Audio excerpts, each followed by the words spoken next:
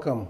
I'm Rami Khouri, and welcome to another edition of the AUB Beirut COVID-19 briefing show that we were putting on once a week, interviewing AUB professors about various dimensions of the COVID-19 pandemic and issues related to it in different fields of life. We are delighted and honored to have this week Professor Abla Sibai, who is a professor of epidemiology in the Faculty of Health Sciences. She's also the co-founder and co-director of the AUB University for Seniors and co-founder and co-director for the Center for Studies on Aging. She's got an extraordinary range of issues that she deals with. We will discuss with her many dimensions of the elderly in society, and we will go to New York a couple of times where Alison Freeland is there anchoring our global call-in and questions. Alison, you're there? Yes. Thank you, Rami, and thank you, Dr. Sibai, for being with us today. And as always, I encourage people who are watching on Facebook Live to put your comments and questions into the chat, and we will see if we can get to them all today. Thank you so much. Thank you. Thank you for being with us. So just before we get into the substance of, well, this is substance, but we talk of the elderly, the aged, seniors, mature citizens, old people. What does the terminology mean? Anything different? What's the preferred term that you use?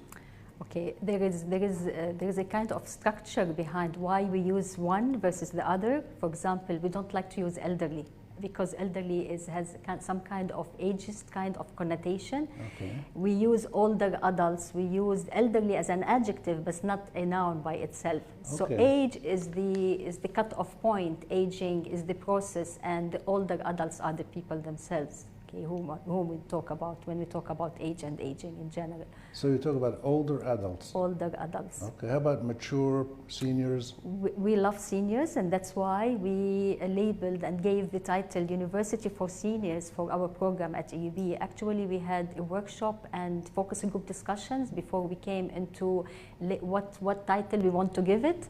And we thought that senior means seniority, and we wanted to give it some kind of a positive image rather than just a cut-off point of age. And the translation was beautiful because in Arabic it's Jami'at al-Kibar. Al-Kibar meaning there's a dignity behind it. Yes. So we love the English, and we love the Arabic translation of it in general. And also I would like to say that we had several options how we want to label it. We wanted university because الجامعة هي التي تجمع. The university is the place where we can, group people together, and similar peoples of similar likes and similar walks of life, they come together into one hub where they discuss and talk with each other. We'll talk about that a little bit later on more. Let's start from the beginning. About 30 years ago, you started doing this work at AUB and outside, and you started studying the intersection between the elderly and the non-communicable diseases in Lebanon. What brought you to explore this area, and what were some of the challenges you faced when you started doing this? If I want to put my career path into one broad framework, I would say that it is interdisciplinary, and it cuts across 3 disciplines: epidemiology, social demography, as well as gerontology. But how did my research was formulated across this? So my career path has been very much affected by, first, my training in epidemiology and quantitative methods. Second, my dissertation at the London School of Hygiene, where I looked at the quality of life and causes of death among older population, focusing on non-communicable disease, in particular cardiovascular disease and cancer. And third, which is, I feel it's very important in my career, having witnessed and having lived the atrocities of the civil war in Lebanon, and have seen how social and socioeconomic challenges and crises affect vulnerable older population, and we are living it again now. So these 3 kind of pathways have really shaped what is my work and what is my line of work. Little did I know then that, for example, older adults upon retirement who are in the private sector, ironically lose their their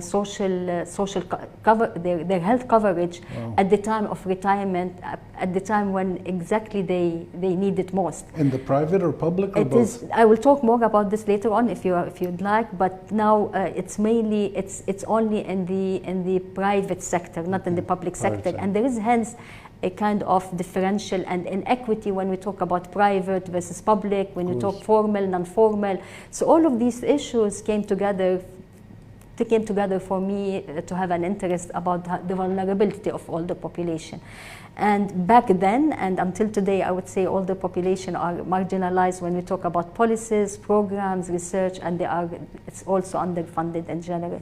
So tell us a little bit about what you found when you started your research over the last 20, 30 years, and then I'd like to ask you what has been the impact of the pandemic, the economic collapse, the political stresses, all the things that we're going through now. But before last year, was the situation of the elderly in Lebanon good, bad, medium? Okay, in general, as I mentioned, they are marginalized, okay, and they have so many different characteristics which we can talk about why they are marginalized when you talk about, for example, social characteristics, economic characteristics, health insurance coverage.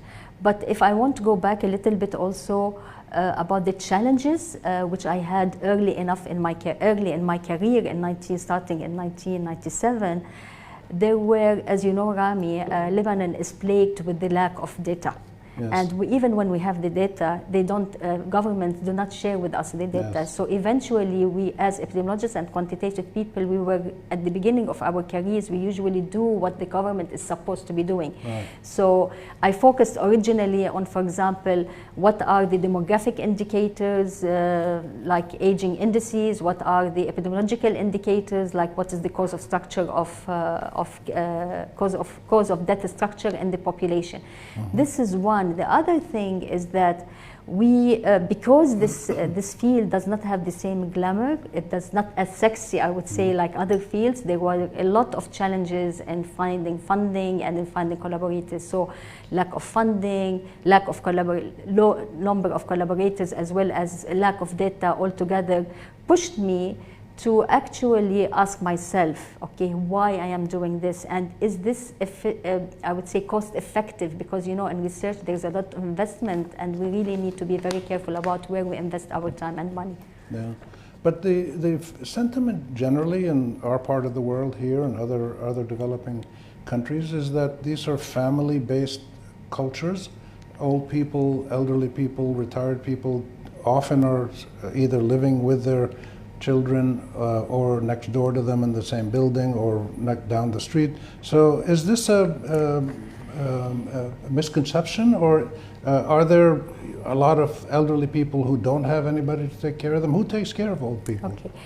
I wouldn't say it's a misconception, but the living arrangements have been changing more recently. Maybe we can say yes, the family is the comfort zone, or maybe because of cultural and religious values, okay, we tend to look at the family as basically the main support system for the older population. But with aging, and with more trend towards nuclearized family, meaning we don't have no more this extended kind of family, intergenerational family living together. There is also the issue of waves of immigration of young population, yes, seeking safer heavens outside. So you see the family is becoming more nuclearized with lower number of family members within the household. There is another wave which I would like to highlight over here, which is very unique to Lebanon. We are having currently reverse kind of migration, which we call it for individuals who went in the 1970s to the Gulf area and having no option for nationalization there. So are now witnessing older retired adults coming back from these countries, coming here with no social entourage, no social capital for them, intuitively, most of their children are outside.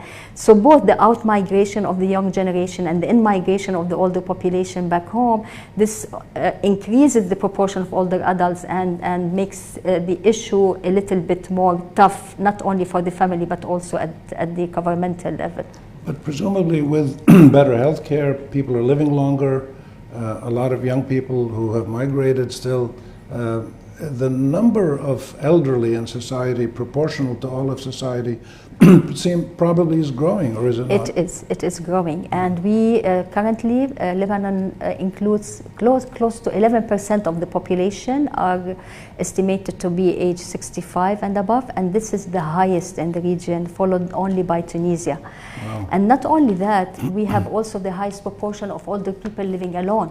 And there is a great differential between, by gender, between male and female, where females, because of the higher life expectancy compared to men, so you have a much higher proportion of older women living alone. And these are the category of older population whom we think they are socially isolated and they need much more attention than others who are protected within the family fabric. And older women or older men who are living alone, if they don't have immediate family, do they find support systems in the neighborhood, in the religious institutions, cultural institutions, government institutions? Who helps them? Who takes care of them? Actually, we did a study in the neighborhood of AUB, and we found because of the increase in the life expectancy, we have cohorts. Life expectancy in Lebanon is approaching 79, and this is relatively a good indicator about how healthy we are aging in general. Or I would say used to be. Yes. Now, because of what's happening, we have so many hard impact on the older population. So in general, we are living 30 years more than what we used to live 100 years ago. So the life expectancy has increased. There is, for the first time in history, the number of older adults who are 65 years of age have outnumbered the number of children who are younger than 5 years of age. And soon, I would say, geriatric medicine will take over pediatric medicine in general. So the famous population pyramid is broadening at the top. Broadening at the top. We say rectangularization of the population pyramid. So people like you are going to be busier than ever. And geriatricians. So given the current situation, which really is comprised of two things. You had the pandemic and the problems and stresses that created in the last 3-4 months. But in the last few years, you've had a general deterioration in governance, economy, political systems, environment.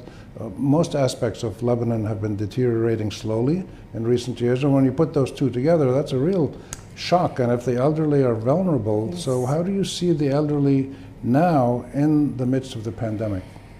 Well, I don't like to compartmentalize and put all the population within one category. There is a lot of heterogeneity when we talk about the older adults. There are older adults who are independent in terms of physical health. Okay, there are older adults who have social support system. There are older adults who have all the economic support also because they are well off. But then there is another proportion of older adults. When we talk about the health, okay, only a small proportion of older adults actually are dependent and they are in need of support when talking about health. But when talking about socioeconomic kind of status, particularly because of the impact of the recent crisis over here, it's really impacting on middle class population, and it is impacting also on the very poor population. So what is happening over here for the past 6-7 months since the October socio-political uprising and protest, we feel that this has hit hard the most vulnerable, and particularly the middle class as well as the low middle class population. And in practical terms, what are we talking about? Elderly people at home who can't go out and buy their food or go to a medical visit and somebody has to help them. Okay, you are talking about the impact of the COVID-19 in general. Okay, so it's very difficult also to generalize, but definitely people, there was a lot of, the lockdown measures and the policies behind the lockdown measures when they started to put a cut-off point for certain individuals where they were not allowed to go outside. For example, 60 years of age. This is discriminatory by itself, because who told them that all people who are above 60 years of age are incapable or dependent or have comorbid conditions? This is one. And there are people in this age category who are actually need to go out and work. Yes. It becomes a matter of, and some people even they don't have the finances to buy their face masks. Wow. And they need to go out, and there are the refugee also older adults, so there are people who are isolated, living alone. All these vulnerable kind of older adults make them really hit hard by what has been happening recently. So it becomes a matter of dying out of COVID or dying out of hunger. Wow. in that perspective.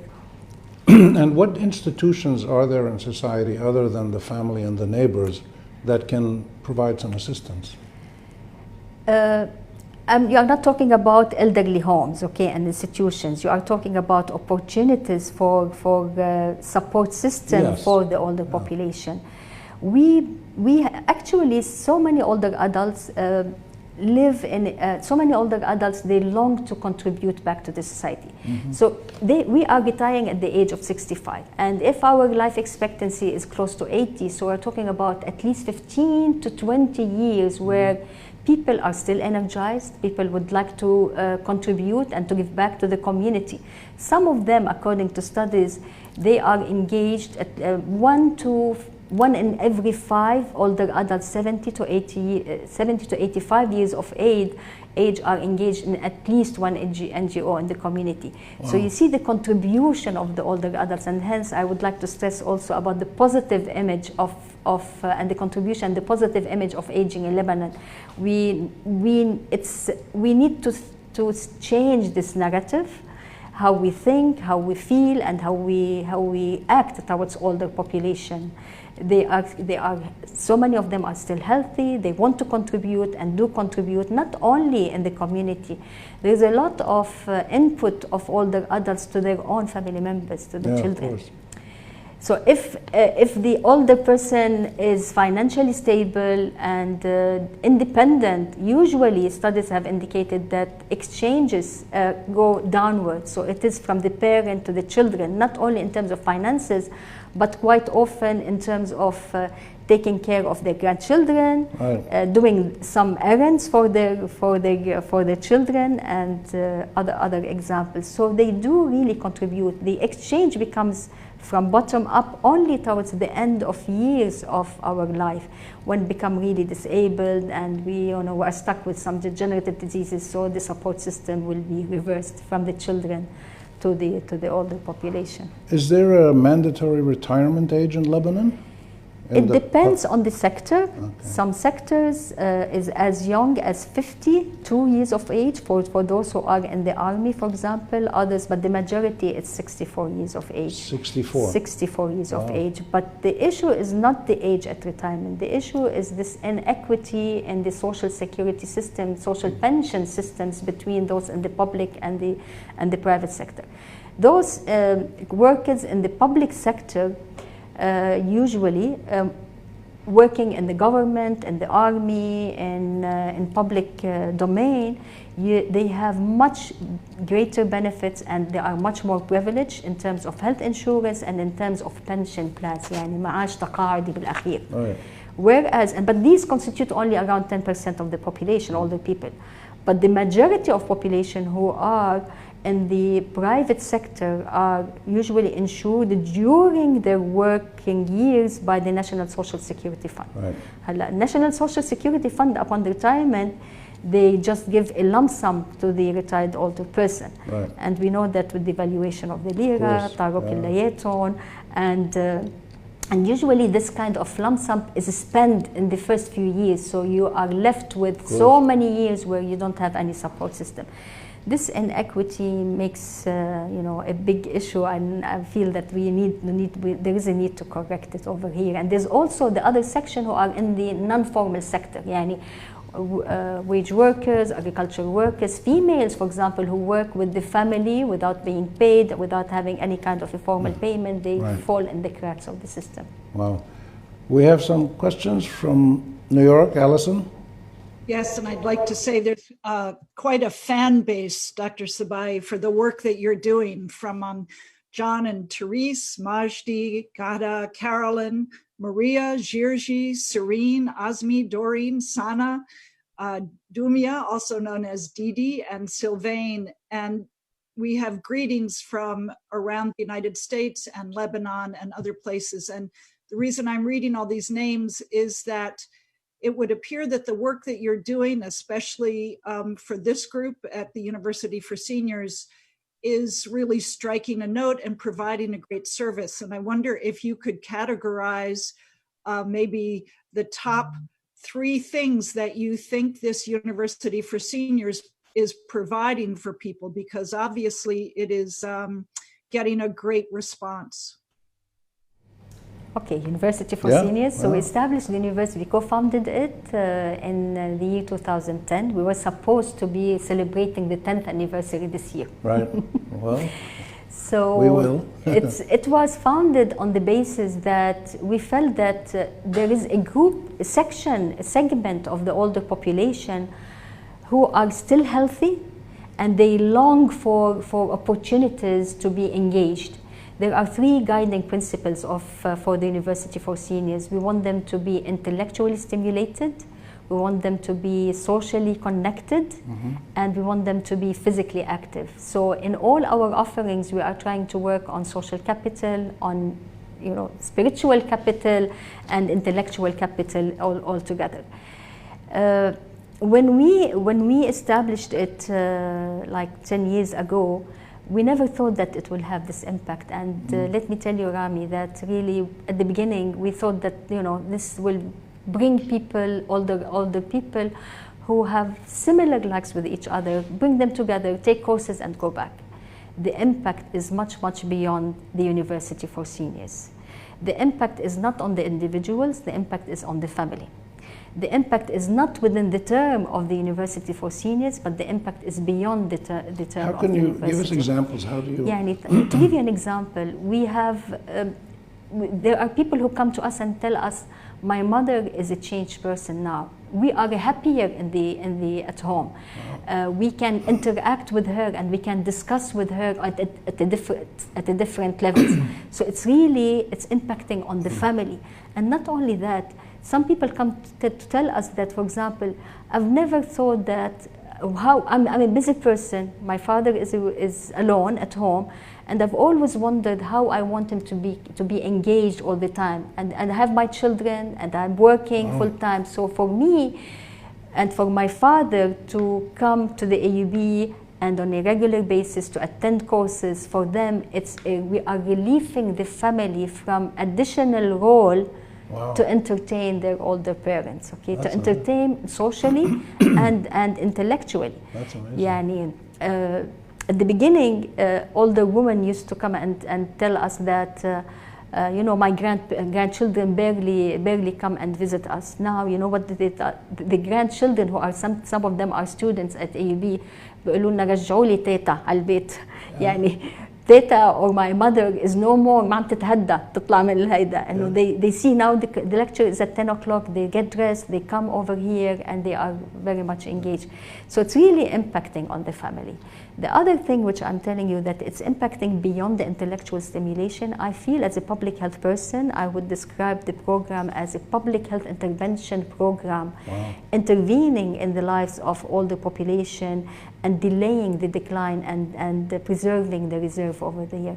So for me, I see it a typical public health intervention program. And let me tell you, some of the psychiatrists and geriatricians are prescribing it for the patients, okay? So they come, patients coming to them, يعني أنا شو بعرفني, my wife died, I'm alone. Why don't you go to the University for Seniors? And we have seen examples of people coming to us, members coming to us, telling us, I'm not no more taking my antidepressant pills. I'm no more taking my hypertension pills. My hypertension is So it's a kind, the impact is very difficult to quantify because it's holistic on the physical as well as mental and social well-being of all the adults. Let's share some of this with our viewers. We have a short film that is about, or testimonies from the seniors who went to the University for Seniors. So let's hear them.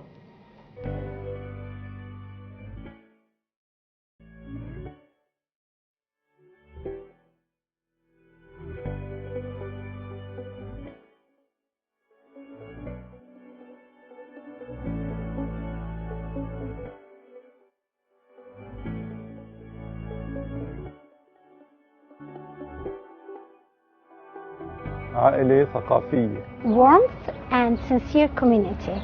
Knowledge. Self-esteem. وسعادة ما بتنوصف. الطوق اليومي للحضور إلى الجامعة. Second home. أغنت لي حياتي. زدنا ثقافة. More active. Positivity. الأصدقاء الجداد يلي بحياتنا كتير مهمين وعندهم خبرات كتير نستفيد منها. يعني الثقافة والعلم والاجتماعي كمان، صار عندي أصحابي اللي على صاحبتين عندي هن من جامعة الكبار. I learned a lot, some skills, some new skills which I wanted to learn, such as public speaking and storytelling, which helped me in my business. بحس إنه أنا بفضاء كتير حلو، كتير مريح. There is life and hope in old age.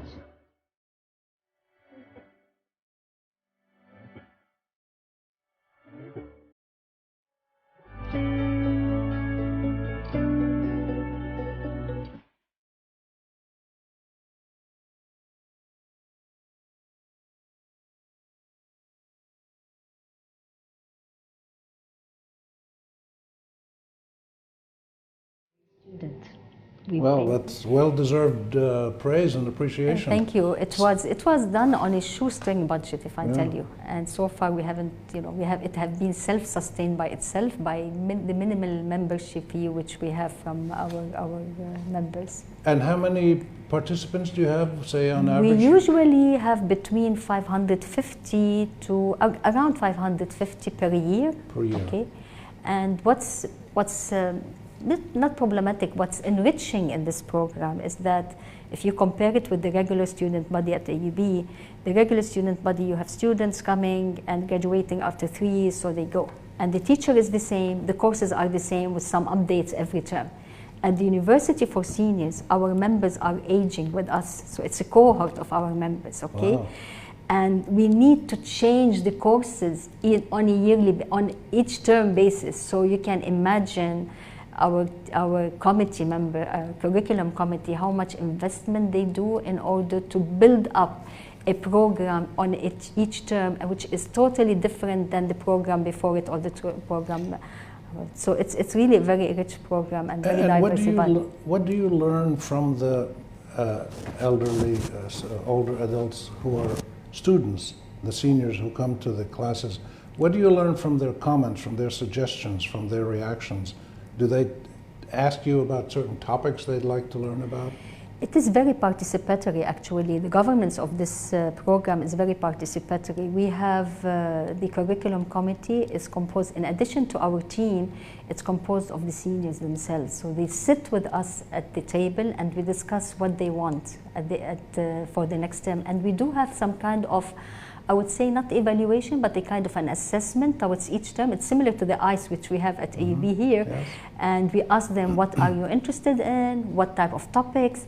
They are becoming so much engaged with us to the extent they are bringing leaders to lead on some activities and some study groups.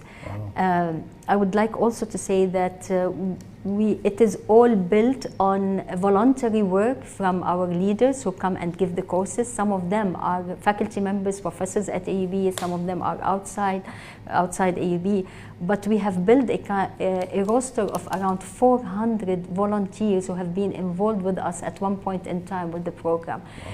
And we do videotape all our lectures. We have an archive now in the University for Seniors, and it's a beautiful kind of heritage for us. I mean, as a kind of... Is it online? We don't, because we are not, during the lockdown, because we couldn't, the whole program had to be shifted to become online. So we upload some of these videos every now and then, but they are not for sharing, and we follow the regular ethical procedures of AUB, whether the leader would like to have their videos uploaded and all of this. We have some more questions from New York. Two things. One is one of the viewers is encouraging the senior population to advocate for change for the retirement age. That's one sentiment that we're seeing. And another is a simple question: can people join online from anywhere in the world, or does it have to be right there in Lebanon? And this is, I want to start with the second question because actually, in every challenge there is an opportunity. The silver lining behind this COVID-19 is that we are now, we will be processing our program online. So what does this mean? We used to be constricted by a certain number of applicants and members only because our classes cannot accommodate more than, for example, 150, or in other classes 20, and so on and so forth.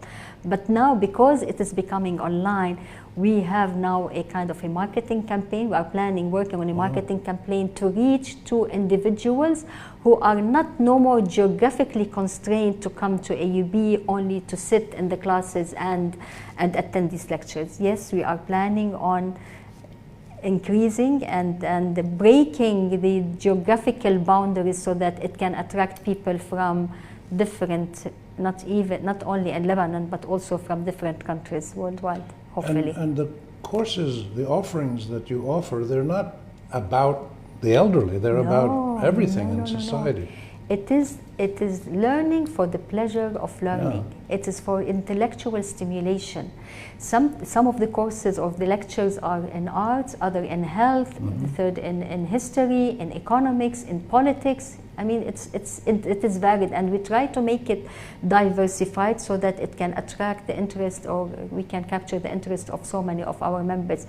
There is, for example, a course on book club, and there's a book club in Arabic, وحبر وتبر بالعربي, so in English, and another one in Arabic. Okay. So there are some courses which are repeated every term, but there are other courses which are lectures or sessions which are just ad hoc kind of one-time kind of a session, depending on what is happening here. And intuitively, because of the COVID-19, so many of our sessions and lectures last term were typically around this issue. So this is one of two organizations that you co-founded and co-run. The other one is the Center for Studies on Aging, which is a virtual center that brings together people from all over Lebanon, maybe overseas, I'm not sure. But tell us about the Center for the Studies on Aging and why you set that up, and what has that taught you? Okay, this was also co-founded with colleagues, not only at AUB, but at the national level, which included researchers, professors from different universities in Lebanon, all interested in aging. We have also with us service providers, policymakers. We have people who are heads of elderly institutions. We have students with us and older adults themselves sitting with us and debating certain issues. The mandate of this center is to translate research into policy programs and practices, because I've always felt that the research the impact of the research will be very limited if we keep it within the walls of the university or within the journal kind of books, journals, covers. So we wanted to break that barrier, and we wanted our research to be shared with the beneficiaries. And when I mean beneficiaries, the older adults themselves and those people who are in power and making the policies and programs. What we do at the center is not research, okay? It is because we feel that as scientists working at universities, we are doing the research somewhere. We wanted a kind of a platform where we leverage the research we are doing in order to impact on policies and programs. Advocacy. So it's a kind of advocacy. We conduct roundtable debates, we conduct conferences. There is a lot of networking with the center. So we network with international organizations like Help Age International, and we became affiliate of Help Age International recently. We network with UNFPA, with WHO, in order to work together on issues, okay, rather than specific studies. So we Right. take an issue and we bring it to the table and we try to promote it in one way or another. And it's only with people in Lebanon, or do you have people from outside?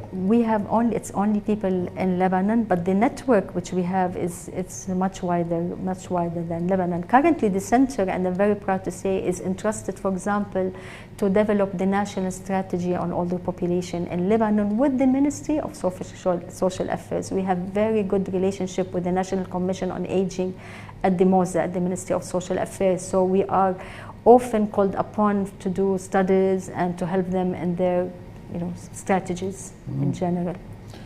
We have another question from New York.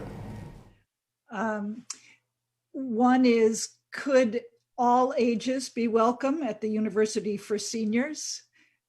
That is one question. And the second one is, now that it's been 10 years and you have co-founded these programs, what is your next big goal and dream? Okay, now when we started it, we wanted really to be, we don't want older population to be ghettoized, this is one. But the mere fact that they are coming to AUB and intermixing and mixing with the student body, okay, the younger generation, it is really, there is a lot of intergenerational over here. So we have students, for example, from AUB coming and teaching our older population on technology, for example. So it is not totally ghettoized, but we wanted a cut-off point so that it becomes a little bit, because maybe out of my research interest, we wanted to focus on older population. And the cut-off point which we had 10 years ago was 50 years of age. 50. Don't tell me 50 is an old, is old. Definitely it's not old, but we really wanted to, we didn't know, because we wanted to test the ground. We were not sure how much this will be acceptable in the minds of the population, how many people will be attracting. So we wanted to be more inclusive. But I mean, this is a program for the older population and by the older population. But if you want to ask me, I would like to advocate that AUB becomes a platform for lifelong learning programs where there is no boundaries between the generations and by age groups. So you're talking about continuing to offer the offerings that you offer, but also for middle-aged and younger people? Non-formal, for example, non-formal learning. At the University for Seniors, what we are testing this year is, because Alison, you asked me about what are your, every year we have different ideas and what we want. So the satellite thing and being online was on our mind even before the COVID-19, because we wanted really to reach for a larger group of population.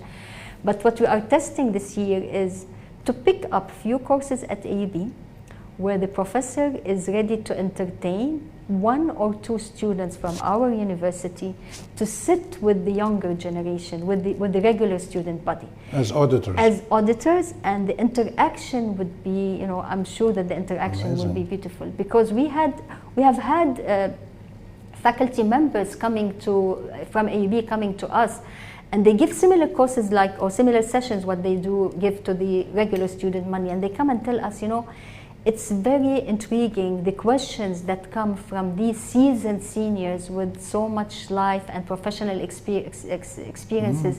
The type of questions they ask are different than the type of questions they get from the regular student money. So we are testing this year in 3-4 courses, starting with the Faculty of Health Sciences, such that a few members of our older adults sit in these sessions and interact on global health, for example, on ethics in research, in different topic areas. Well, you'd think with all of the experience, the life experience that people have, not just in their professional life, but in their personal life, that they have enormous amounts of knowledge and wisdom and lessons to share with younger people.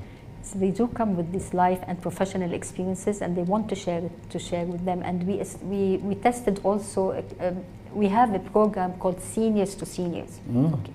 So it's our senior population talking to graduating senior students. Some from a junior senior. And what the interaction was kind of a mock interview for these graduating students going to be interviewed for a job. Yes. So we put them together one-to-one, senior to senior, whereby they were subjected to mock interviews, okay, for their future job, and that was a beautiful kind of two-way interaction. It was Wow. it went very well. So one of the things that you also experienced this year is you were one of the recipients of the L'Oréal Woman in Science Award, which is a very prestigious global award that's given to women in different parts of the world. Why do you believe that you were given that award? What is it about your work that caught the attention of L'Oréal, who were looking at women in science? They weren't just looking at women in general, but women in science, and you as a scientist caught their attention. Why do you think that was? Yes, they do focus on women in science. These awards are given to women in science, and in their mandate they note that the world needs science, and science needs women who are diverse, active, and active. I would say that because in their narrative about me at their website, they focus on two, I would say, stages in my career. One is that it took me, Rami, 20 years to come back to AUB. I mean, I finished my BS in pharmacy in the late 1970s, and then I came back and finished my PhD after 20 years. And during that period, it's not only because of the war, but I was raising a family. So for them, I think they found that this is kind of, breaking the ceiling or breaking some kind of the norm where people would just, from the BS Masters and then PhD. So this break for them, it means that there was some kind of determination on my side to pursue a research career. This is one, and they focused a lot about these two initiatives, which they felt that these two initiatives are bringing science to the heart of society. So it is kind of an impactful kind of way of looking at research so that it impacts on the life of the older population. So this is So I'd like to finish by asking you two questions, and then we have one more question coming from New York. But let me ask you first, within AUB, one of the things that strikes me about AUB, or any big good university, is the available multidisciplinary talent and knowledge and expertise. So you're going to have people from sociology, from water, from chemistry, from history, and are you finding that in your studies of the elderly population and the aging, that you really have to tackle it from many different points of view? It's not just health, but it's social structures, economics, government policies. Does the interdisciplinarity of AUB help you? There is no way to work with the older population and about aging if you are not interdisciplinary in the approach. I mean, there is, as you mentioned, you can think about the social, the economic, the health, nutrition. We even are thinking also now to work with the people in the linguistic department, because there is a lot of ageism in the Arabic, in the language, in the vocabulary by which we describe the older population. To give you an example, when we say khatiyar, okay, khatiyar in Arabic, what does it mean? It means the one who, if we go into Arabic language, the one اللي خطر بدنه كهل, it becomes frailty. It comes from frailty. When you talk about, for example, musin comes from age. It's a certain cut-off point. We don't want to have a certain cut-off point for the older population. So ajuz, for example, is another word in Arabic which we don't like it. So far, I'm not seeing except kibar as very dignified. So when you talk about ajuz, then you are talking about lajaz. Lajaz is disability. Yeah. So these connotations, sin al-ya'as, for example, mutaqa'id. One of the interviewees at one point in time told me, what does it mean, mutaqa'id? Mut wa anta qa'id. Wow. So for them, they don't like these terminologies, and we want to work on changing some of these stereotypes of older population within that perspective, and we will be working at the University for Seniors on an anti-ageism campaign soon, hopefully. Wow. Well, it will be the first in Lebanon and the region. Your award was well deserved. Oh, thank you, Rami. We have another question from New York, the last one today. yes, I know we're wrapping up, but I want to emphasize how much thankfulness there is among those who are viewing today for the work that's being done there and for your work. And one person is quite interested if you can describe it briefly as to where your passion for working with the senior population came from. Was it personal, professional, or from observation? If you can describe that. Okay, I want to be honest here. It was really very personal. I've seen the impact of the social changes and economic challenges which we lived in Lebanon on my own father.